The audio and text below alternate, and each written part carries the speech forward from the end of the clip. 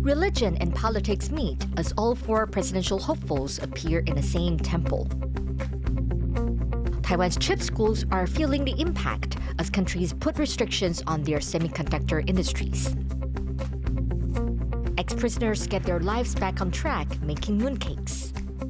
Plus, using tech to make the arts more immersive for the deaf.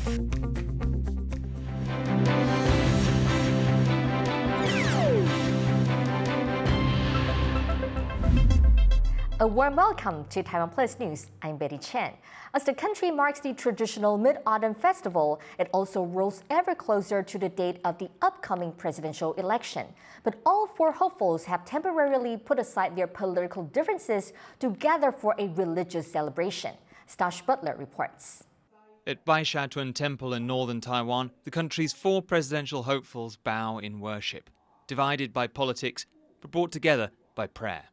The temple, renowned for its annual pilgrimage, is celebrating 160 years, and the candidate's presence here is proof of religion's lasting pull over local society and politics. 我们白沙屯市府台湾，然后呢，也成功邀请了2024年4位总统候选人联袂参加活动。 Campaigning for January's election has been especially fierce. With the opposition split in three, the race has become a messy web of public attacks and backroom deals. But as the country marks the traditional Mid-Autumn Festival, a brief pause from the fighting. 非常高兴也非常虔诚，觉得有着荣幸。高兴的点是因为会见到柯市长还有侯市长他们吗？ For Kerwenjer, fighting to be Taiwan's first third-party president, Baishatun's yearly procession for the goddess Mazu is a symbol of unity. 在这个社会上本来就没有那么多的分别跟对立的。其实去走一次白沙屯妈祖会让你更喜欢我们台湾的一切。That power of religion to bridge divides for the main opposition party's candidate extends beyond Taiwan to its neighbour, China. 那么希望两化宗教文化交流，卖兵戎相见。所以这个宗教文化其实是一个团结的力量。 With election day just over 3 months away, the sense of unity here surely cannot last. But at least for one day, a shared moment of reflection, punctuating the bitter fight for the nation's top job. Andy Xuan, Stash Butler for TaiwanPlus. A man convicted of killing his family in an arson attack last year is facing the death penalty. Chen was found guilty of setting fire to the building the family lived in last June after an argument with his parents. 8 family members died. The Hsinchu District Court has now handed down the death penalty, but there's a chance of appeal. Death sentences are rarely carried out in Taiwan. Nearly 40 people are on death row, but only 2 people have been executed since Tsai Ing-wen became president in 2016. Taiwan's government is considering letting migrant workers from India into the country. So far, the migrant labor force comes from a handful of Southeast Asian countries. But faced with an aging population and shrinking workforce, the government wants to diversify the country's sources of migrant labor. It expects to sign a memorandum of understanding with India as soon as October. But rights groups say this won't solve fundamental issues migrant workers often face. 进来之后没有同工同酬。 比如说，移工的雇主不用提拨6%的退休，用完就丢的性质非常强。第二个，不得自由转换雇主，然后让每个移工绑在每个工作的现场，这完全符合人口贩运的那种脆弱处境。 Taiwan's government has approved over $550 million to support the country's nurses. The cabinet has pledged to provide that amount every year for 7 years. The goal is to add at least 67,000 more nurses to the workforce. That will put the total number of nurses close to projected demand by 2030. Taiwan is facing a severe shortage of healthcare professionals, and officials are also working to leverage technology to take on some of the load. The all-powerful chip or semiconductor has become a matter of national security for some countries. With those governments working to keep advanced tech know-how within their borders, Joyce Zhang takes a look at how chip schools are being affected. All in that little, without that computer chip, we got a real problem. The semiconductor industry has long chased new boundaries of what a chip can do. These little pieces of silicon power everything from consumer electronics to weapon systems. Their importance is why countries like the US and China have been competing for tech supremacy. Through its CHIPS Act, Washington has largely cut Beijing off from its most advanced tools and know-how. 遏制打压是阻挡不了中国发展的，只会增强中国自立自强、科技创新的决心和能力。 But despite a geopolitical feud over chip tech, pushing the semiconductor industry forward depends on many countries combining their strengths. That's because no single company or country can design, make, and package the most advanced chips on their own. And as engineers chase even more powerful specs, collaboration becomes increasingly necessary. They need the top-level talents in the world to actually solve it, because the problem nowadays, they are multidisciplinary. To excel in the field, chip students say a command of just physics, electrical engineering, or another STEM subject alone is no longer enough. 当我的线宽变小的时候，它背后的这些基础科学的这些效应，就变得越来越严重，越来越明显。 Chip schools in Taiwan want to make sure their students can take the lead in this highly globalized industry.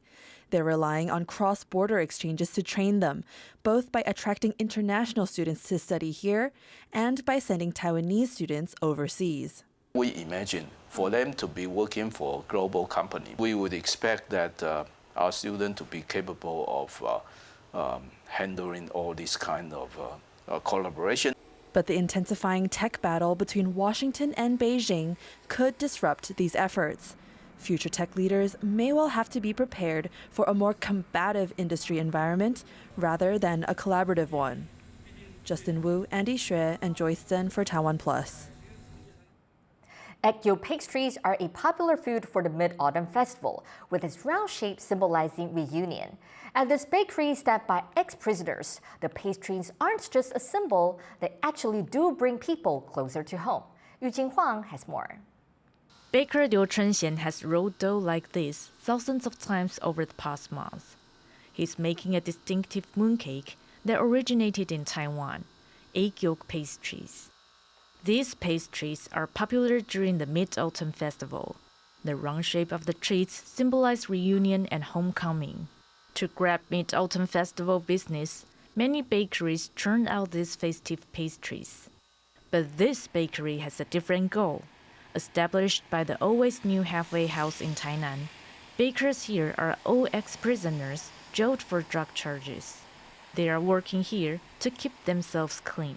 他就是关了差不多快11年多，所以就是想说，真的还要这样再继续下去吗？已经40岁了，老了，所以就想说。 应该要找一个方式来把毒品戒掉，这样。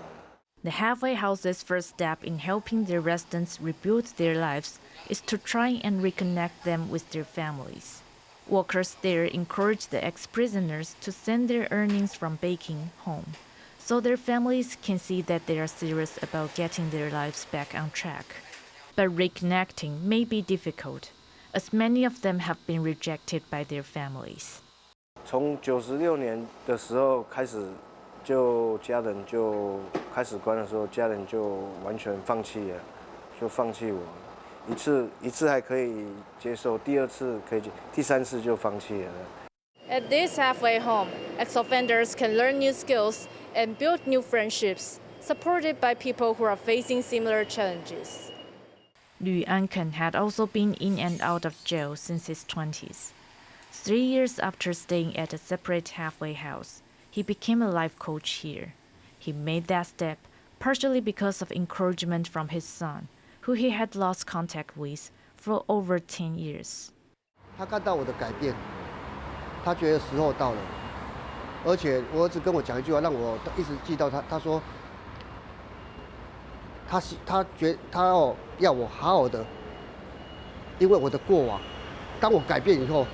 我可以把我的精力去帮助后面的人，他觉得我这样做是一件非常有意义的事情。To people like Liu, The road home may be long, but he's on his way. He's already managed to reconnect with his son, who Liu hadn't seen since he was a baby. With every mooncake he makes, Liu takes one step further on the road to prove that he's a changed man. Kamashi and Yu Jinhuang for TaiwanPlus. The Mid-Autumn Festival is an age-old celebration that brings families and friends together under the full moon. But as reporter Reese Ayers reports, the tradition of barbecuing during the holiday has some surprisingly recent roots. A bright full moon, flaky pastries, pomelo, and family gatherings. All are essential to the Mid-Autumn Festival. But if you ask people in Taiwan about the occasion, something else might spring to mind. Mid-Autumn celebrations stretch back over 3,000 years. The festival's folklore centers around a moon goddess from Chinese mythology. Today, it's celebrated across Asia, but the barbecue tradition is specific to Taiwan. It all started in the late 1980s. Two barbecue sauce companies, Wanjiaxiang and Jinlan, began competing to become the condiment of choice for seasonal grilling sessions. Their strategy? Making catchy, creative TV ads. What followed was a war of the commercials, which began taking the nation by storm. Along with discounted meats and sauces at supermarkets around the festival period, the ads helped ingrain the barbecue tradition into Taiwanese culture. Today, Mid-Autumn Festival is a hodgepodge of old traditions and new. One thing has remained a constant, though. It's a time for families and friends to get together and bond under the light of the full moon. Scott Huang and Reese Ayers for TaiwanPlus. After the break, we take a look at some ice cream made with some very special ingredients. Stay tuned to find out what.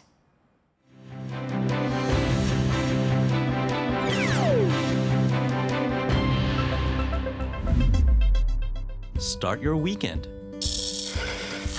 with a cup of coffee and a moment to reflect on what happened this week. Hello and welcome. We've got you covered, from defense and politics to high-tech and the arts. Not just to Taiwan, the whole world is watching. You make the coffee, we make the news. Here's what happened on TaiwanPlus. Thank you for watching TaiwanPlus. For more stories about virtual reality and more, download the TaiwanPlus app. In the face of adversity, the power of truth. A roadmap for a just and open world, charted by the freest country in Asia. Taipei for TaiwanPlus. TaiwanPlus News, a voice of freedom in Asia.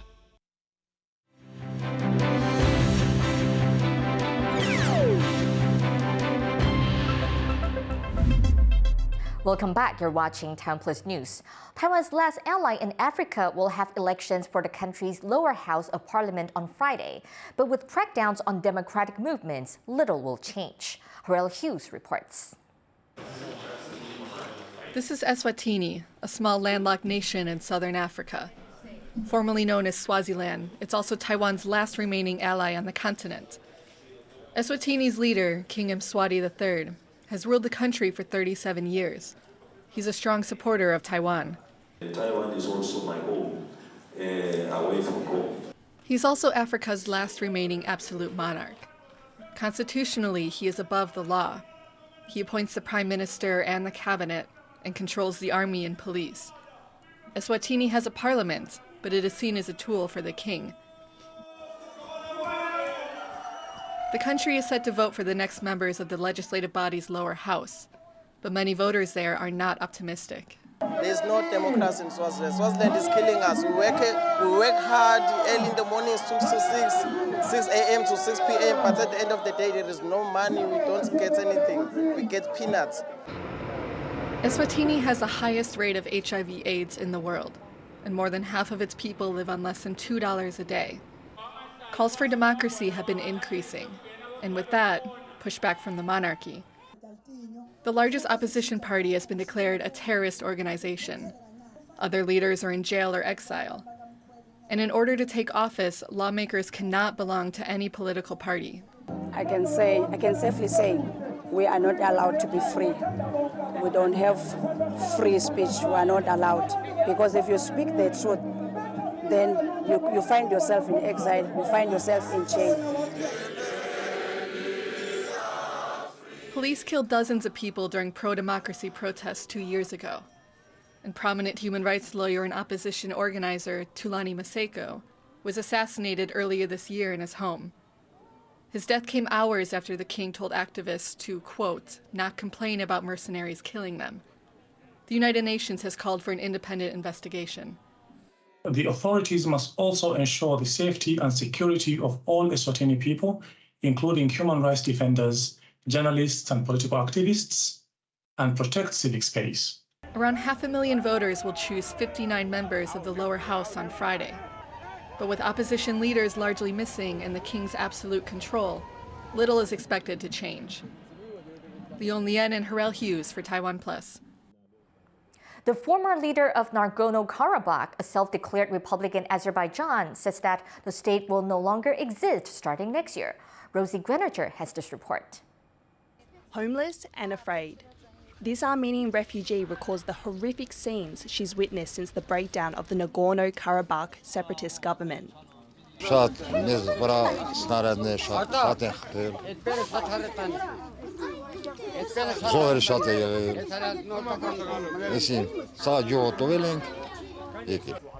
There has been a mass exodus from the region. About 84,000 people, or 85% of the ethnic Armenian population, has already fled. These people, now homeless, are seeking refuge in Armenia, forced to travel through the lock-in corridor to get there.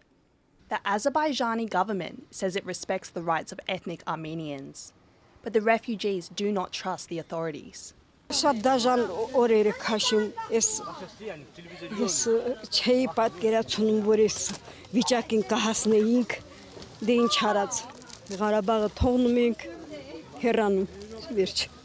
Armenia and Azerbaijan have been fighting over the Nagorno-Karabakh region since 1988, culminating in a war that ended with a ceasefire in 1994. But the latest blow in the conflict came last week, when Azerbaijan carried out a lightning offence to reclaim full control.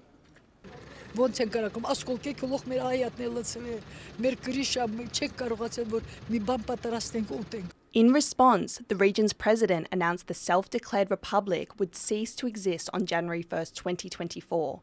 He also confirmed the dissolution of all state institutions by then. But protesters have gathered in Azerbaijan demanding the land back. المالات الطلبات اللي عنا اياها انه يرجع الاراضي لنا بيرجع كل الحق لنا وشعب الارمني توجع بكافة الكفاح. It's unclear how many ethnic Armenians will remain in the region, but all eyes are now on how the two countries will handle the change of power. Chris Ma and Rosie Greninger for TaiwanPlus. One person is dead and over 160 are injured after a powerful explosion in Uzbekistan's capital, Tashkent. The blast happened at a warehouse near the city's airport, sparking a fire and shattering nearby apartment block windows. A teenage boy died after a window frame fell from the shockwaves. More than 2,000 fire and rescue service personnel fought the blaze. Explosions continued for several hours after the fires broke out. The emergency ministry says a special laboratory has been set up to investigate the blast. Flights from the airport continued as normal. China has launched its first bullet train line crossing coastal seas, saying it plans a similar link to Taiwan. The new line joins Fuzhou in China's coastal Fujian province with Xiamen, a port city opposite Taiwan's outlying Jinmen Islands. Beijing has announced plans to integrate development between Fujian and Taiwan, which China claims as its territory. Chinese officials say they aim to build a rail link at an early date. Taiwan has responded by calling the plan wishful thinking. Taiwan has bagged its 5th gold medal at the Asian Games in Hangzhou, China. The country's team triumphed in men's tennis doubles. Xu Yuxiu and his partner, American-born Jason Zhuang, beat their opponents from India in 2 straight sets, both 6-4. This is Taiwan's first gold medal in a category at the Asian Games. A new dance production is using technology to make their show more accessible and enjoyable for deaf patrons. John Van Trieste tells us more.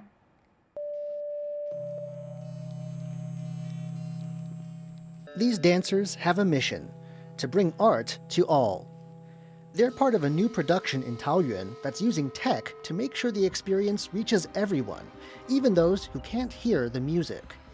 Each audience member will get a special vest like the ones the dancers are wearing. The show's director explains the idea. 它还附有8颗的振动器，所以这个振动呢，它也会展现出这个音乐每一个不同的那个层次，然后产生不同的振动。那这个灯条设计，它会依照音乐给人家的情感，然后给我们的感受，然后去产生不一样的情绪上面的一些颜色。 This is especially meant to make the show more accessible and interesting to deaf patrons. And this isn't just for people in the audience. One of the lead dancers is also deaf. 蓝是一位聋人，他习惯用手语沟通，彼此的身份上面有一些差异，所以我们在工作的时候，我们其实会需要练习更多的默契。 The city hopes this will be more than a one-off, and that it will lead to more performances thinking about accessibility in their productions. 更重要的是能够推进文化平权，或者是让听障的朋友能够参与艺文表演这一块。那我们希望这样子的装置开发，未来可以成为展演中心，或者是全台湾各剧场空间里面一个服务的一些设施。The show will only have a 2-day run, but the hope is it will kick off a change in the way theaters and directors think about inclusivity. Patrick Chen and John Van Trieste for TaiwanPlus. A graffiti artist in Brazil is using 3D printing in a new way to make his art more accessible to everyone. Rick Glauert has the story. Touching street art in Sao Paulo, Brazil. This resident, who is visually impaired, feels her way around the city's graffiti. Maravilhosa, que a gente considera coisa de outro mundo, que nós nunca imaginamos que dia nós íamos ter essa oportunidade de estar fazendo grafite, estar participando da cultura. Here in Sao Paulo's Beco de Batman, a neighbourhood known for its street art, is the work of Brazilian artist Subtu.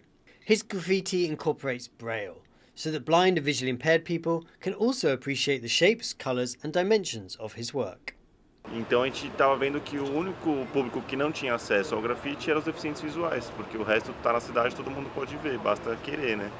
Então pensando nisso, em pegar realmente todo mundo da sociedade, da população, desenvolvemos essa técnica para o cego também ter acesso assim a saber o que é o grafite, né? Essa cultura hip hop. The artist spent 3 years researching how to incorporate Braille into his pieces. He eventually settled on 3D printing each segment before adding colour by hand. For him, graffiti should be accessible to everyone. Então, a ideia é que assim, o grafite é uma arte pública, né? Ele está na rua, então ele é democrático, qualquer um pode ver, né? Ele não está fechado num museu, numa galeria ou na coleção particular de alguém. Então já é uma arte caracterizada por estar no espaço público de acesso gratuito para todo mundo. Graffiti can have a bad reputation. It changes the landscape of a city. But here, in a neighbourhood known for its vibrant colours and striking shapes, the art is helping more of the community share in this experience. Howard Jiang and Rick Glauert for TaiwanPlus. A designer in the UK has developed what she says is the world's first ice cream made from recycled plastic. Yvonne Yang has the story. A cold, delicious cup of vanilla ice cream. This might seem like the most refreshing way to beat the summer heat, but this scoop is more complicated than it looks. That's because the flavoring is derived from plastic. The dessert is actually an art installation in London called Guilty Flavors, the work of 27-year-old artist and designer Eleonora Ortolani. She says she wants to change the way we think about food. The idea was to basically demonstrate that we have the tools today to rethink the food system we're living in a way. So the critique beyond this is presenting the first, what I believe is the first sample of food made from plastic waste, and presenting it in that way. To make the ice cream, bacteria and enzymes are used to digest plastic used in bottles, packaging, and food containers. Another microbe is then added to turn that product into vanillin, the compound that gives vanilla its flavor.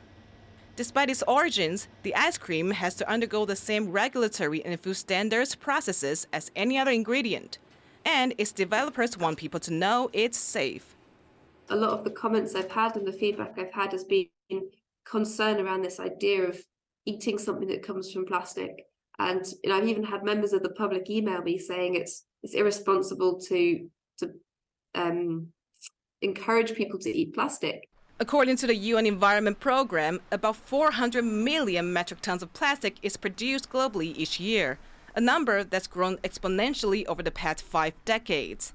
And a huge part of that becomes waste, something that ended up being the inspiration for Ottolani's installation. This project started from a very big frustration about how the plastic recycling system cannot keep up, and also that despite all the information around plastic production is not decreasing, it's actually increasing. With her art project, Ottolani hopes to raise awareness of plastic pollution around the world and also of what she believes is a looming global food crisis. Alex Chen, Sandy Chi, and Yvonne Yang for TaiwanPlus. Thank you for watching TaiwanPlus News. Finally, we'll leave you with images of an art exhibition of this year's Turner Prize nominees. I'm Betty Chen. Take care and see you next time.